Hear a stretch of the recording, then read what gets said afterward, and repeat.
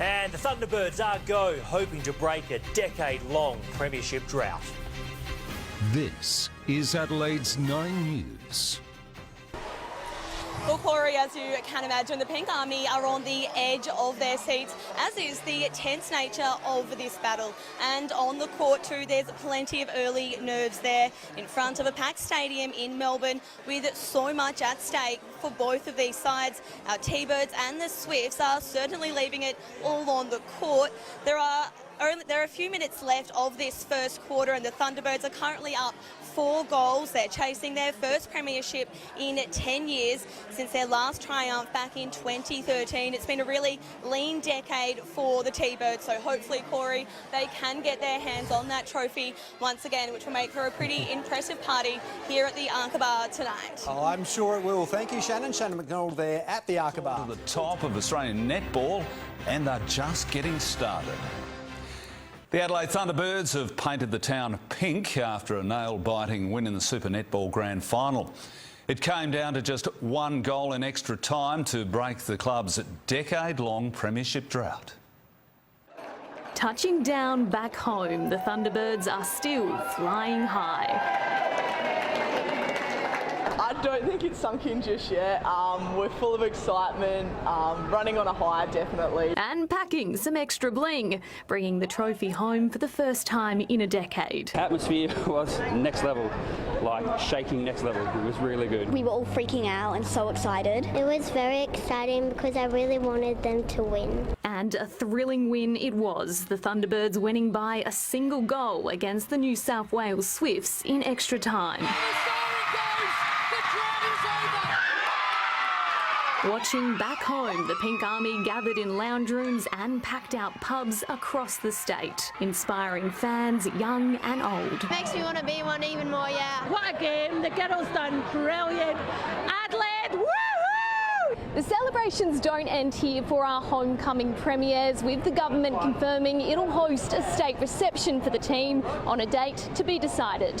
They'll now get the chance to defend their title next year on home turf, hoping they'll be able to paint the town pink once more. It's crazy to think that we could be defending it next year, and hopefully we do, but we're just going to celebrate this one. Jasmine Turlings, 7 News. What a final it was, and the premiership celebrations continue to roll on. Robbie Cornswade is at the club's presentation night in the city. Robbie, there's no sign of slowing down.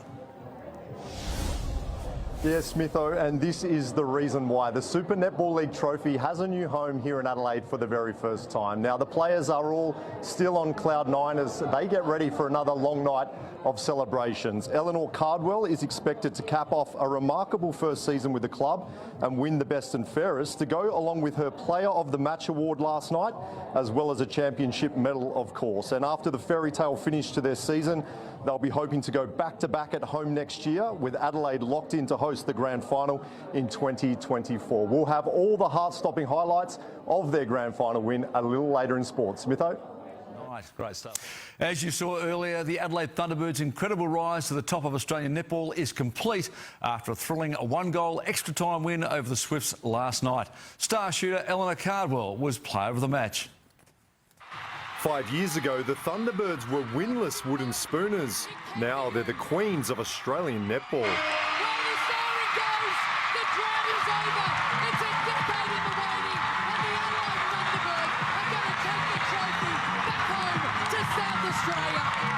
It's just so amazing, but I'm just so proud of the girls. And, you know, we played the Swifts 3 times in a row, and I think every time we've nailed it. Nail it they did. The T-Birds were go in the opening quarter, racing to a 4-goal lead off the back of some brilliant defensive work from their Jamaican duo. Shamira Sterling showed no signs of the ankle injury that had her in doubt pre-game.